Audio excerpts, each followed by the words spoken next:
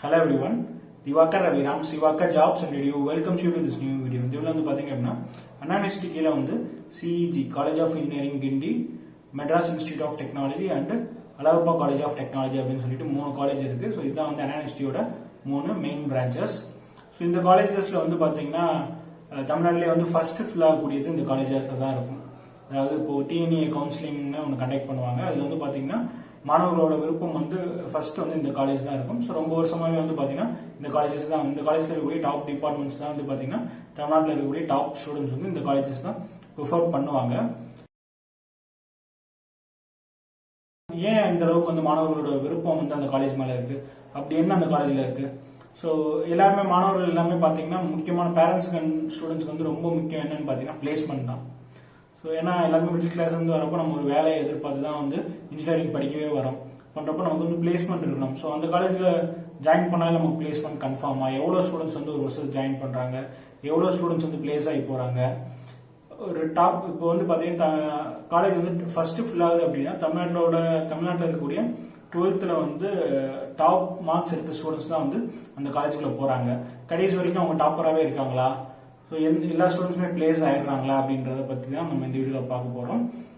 So first வந்து பார்த்தீங்கன்னா அந்த காலேஜில் வந்து பார்த்தீங்கன்னா லாஸ்ட் இயர் என்ன ஸ்டாட்டிஸ்டிக்ஸ்னு பார்த்தீங்க அப்படின்னா, லாஸ்ட் இயர் வந்து வெளியே வந்த ஸ்டூடெண்ட்ஸ், அதாவது ஃபைனல் இயர் முடிச்சுட்டு வெளியே வந்த ஸ்டூடெண்ட்ஸ் எவ்வளோன்னு பார்த்தீங்கன்னா 2633 பேர் வந்து லாஸ்ட் இயர் வந்து ஃபைனல் இயர் முடிச்சுட்டு வெளியே வந்திருக்காங்க. ஓகேவா? ஸோ இவங்க தான் வந்து மேபி இன்டேக் வந்து இன்னும் கொஞ்சம் கூட இருக்கலாம். அதாவது நான் சொல்றது 3 கேம்பஸ்க்கும் சேர்த்து வந்து இன்டேக் எவ்வளோன்னா அது இன்னும் இதோட கொஞ்சம் கூட இருக்கலாம். ஓகேவா?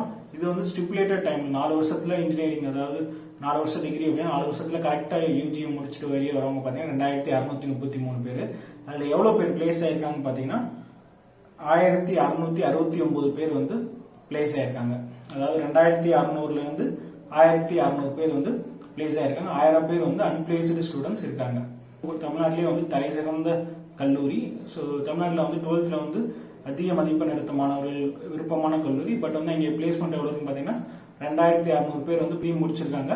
பட் 1600 பேர் தான் வந்து பிளேஸ் ஆயிருக்காங்க. 1000 பேர் கிட்ட வந்து பிளேஸ் ஆகாமல் இருக்காங்க. இது இல்லாமல் வந்து 300-400 பேர் வந்து டிகிரியே கம்ப்ளீட் பண்ணாமல் இருக்கிறதுக்கும் வாய்ப்புகள் இருக்கு. ஓகேவா? ஸோ இதுதான் வந்து எக்ஸாக்ட் ஸ்டாட்டிஸ்டிக்ஸ் வந்து இதுதான். இது வந்து நான் சொல்றது வந்து பார்த்தீங்கன்னா என்ஆர்எஃப் ரிப்போர்ட்லேருந்து இந்த டீட்டெயில்ஸ் கொடுக்குறேன். ஓகேவா? பட் வந்து அவங்களோட வெப்சைட்ல என்ன போட்டிருக்காங்க அப்படின்றதையும் ஒரு தடவை பார்த்துக்கலாம். மேபி கொஞ்சம் இந்த என்ஆர்எஃப் ரிப்போர்ட் சப்மிட் பண்ணதுக்கு அப்புறம் இன்னும் கொஞ்சம் ஸ்டூடெண்ட்ஸ் பிளேஸ் ஆயிருக்கலாம். அதெல்லாம் வந்து அவங்களோட வெப்சைட்ல வந்து அப்டேட் பண்ணியிருக்கலாம். பட் இந்த என்ஆர்எஃப் ரிப்போர்ட்ல இருக்கிறத நம்ம வந்து எக்ஸாக்டா எடுத்துக்கிறது நல்லது. சின்ன டிஃபரன்ஸ் தான் நம்ம வெப்சைட்டோட எடுத்துக்கலாம். சிலர் வந்து பாத்தீங்கன்னா என்ஆர்எஃப் ரிப்போர்ட்ல 50% தான் பிளேஸ்மெண்ட் இருக்கும். பட் அவங்களோட வெப்சைட்ல பாத்தீங்கன்னா 90%, 95% போட்டிருப்பாங்க. ஸோ அந்த மாதிரி தான் நம்ம நம்ப முடியாது. பிளேஸ்மெண்ட் ஸ்டாட்டிஸ்டிக்ஸ் கொடுத்துருக்காங்க. லாஸ்ட் இயர் வந்து பாத்தீங்கன்னா அதுல வந்து 1600 பேர் சொல்லியிருந்தாங்க. இதுல வந்து ஆக்சுவலா 1842 பேர் வந்து பிளேஸ் ஆயிருக்காங்க. பட் வந்து இதோட பாத்தீங்கன்னா முன்னாடி 21 to 22 வந்து பாத்தீங்கன்னா 2100 பேர் வந்து பிளேஸ் ஆயிருக்காங்க. பட் இந்த இயர் வந்து கொஞ்சம் பிளேஸ்மெண்ட்ஸ் குறைஞ்சிருச்சு. பட் இதுக்கு முன்னாடி ஒரு 3 வருஷமே பாத்தீங்கன்னா வெறும் 1200, 1100, 1300 ஸ்டூடெண்ட்ஸ் தான். அதாவது 2021, 19, 20, 18, 19 இந்த 3 வருஷம் பாத்தீங்க அப்படின்னா ஒரு 1100, 1200 ரேஞ்சில் தான் வந்து ஸ்டூடெண்ட்ஸ் வந்து பிளேஸ் ஆயிருக்காங்க. அதாவது 3000 ஸ்டூடெண்ட்ஸ்ல வந்து பாத்தீங்கன்னா 1000 ஸ்டூடெண்ட்ஸ் தான் பிளேஸ் ஆகிறாங்க. 1200 ஸ்டூடெண்ட்ஸ் தான் பிளேஸ் ஆகிறாங்க. 21ல இருந்து 22ல மட்டும் பாத்தீங்கன்னா 2100 ஸ்டூடெண்ட்ஸ் வந்து பிளேஸ் ஆயிருக்காங்க. ஸோ இந்த வருஷம் வந்து பாத்தீங்கன்னா அகைன் வந்து கொஞ்சம் குறைஞ்சிருக்கு. 1842 பேர் தான் வந்து பிளேஸ் ஆயிருக்காங்க. ஓகேவா? எவ்வளவு பேக்கேஜ் சார் இங்க போனா எவ்வளவு சம்பளம் கிடைக்கும்னு பாத்தீங்கன்னா ஹையஸ்ட் பேக்கேஜ் வந்து 40 lakhs கொடுத்துருக்காங்க. ஆவரேஜ் பேக்கேஜ் வந்து பாத்தீங்கன்னா 8.54. லாஸ்ட் இயர் வந்து பாத்தீங்கன்னா 8,54,000 ரூபாய் வந்து ஆவரேஜா ஒரு மாசத்துக்கு மாணவர்கள் வந்து சம்பளம் வாங்குற அளவுக்கு பிளேஸ்மெண்ட் கொடுத்துருக்காங்க. பட் இதுக்கு முன்னாடி இருந்த இயர்லாம் பாத்தீங்கன்னா கம்மி தான். 6.93, 6.11, 6.64, 5 லட்சம் 6 லட்சம் ரேஞ்சா கொடுத்துருக்காங்க. பட் இந்த இயர் தான் பாத்தீங்கன்னா 8 லட்சம் வரைக்கும் ஆவரேஜ் சம்பளமா கொடுத்துருக்காங்க. ஓகேவா? இதே வந்து என்ஆர்எஃப் ரிப்போர்ட்ல எவ்வளவு ஆவரேஜ் பேக்கேஜ் போட்டிருக்குன்னு பாத்தீங்க அப்படின்னா, ஸோ அவங்க அங்கே வந்து மீடியன் சேலரி கொடுத்துருப்பாங்க. அங்கே வந்து 6.3 கொடுத்துருக்காங்க. 6,30,000 ரூபாய் வந்து மீடியன் சேலரியா கொடுத்துருக்காங்க. So median salary average salary எப்பவுமே சேஞ்ச் ஆகும், ஏன்னா ரெண்டுமே வேறனால. ஸோ மீடியன் சேலரி வந்து 6.3 நீங்க எடுத்துக்கலாம். ஆவரேஜ் வந்து ஒரு 8 lakhs வரைக்கும் அவங்க வந்து சேலரி வாங்கி கொடுக்குறாங்க. பட் எவ்வளோ பேர் பிளேஸ் ஆகிறாங்க, இங்கே என்னதான் அந்த டாப் காலேஜுக்குள்ள போனாலுமே நீங்கள் அந்த முதல் 1600 பேருக்குள்ள இருந்தால் மட்டும்தான் உங்களுக்கும் பிளேஸ்மெண்ட். ஓகேவா?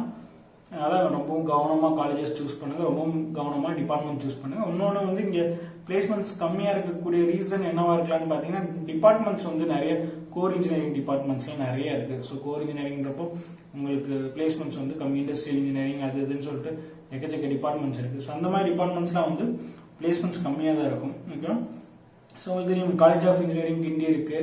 இது இல்லாமல் வந்து பார்த்தீங்கன்னா உங்களுக்கு மெட்ராஸ் இன்ஸ்டியூட் ஆஃப் டெக்னாலஜி இருக்குது. பட் மெட்ராஸ் இன்ஸ்டியூட் ஆஃப் டெக்னாலஜியில் வந்து அவங்க வந்து பிளேஸ்மெண்ட்ஸ் வந்து அப்டேட் பண்ணியிருக்காங்க. அவங்களோட வெப்சைட்டில் வந்து அவங்களுக்கான பிளேஸ்மெண்ட்ஸ் மட்டும் அப்டேட் பண்ணியிருக்காங்க.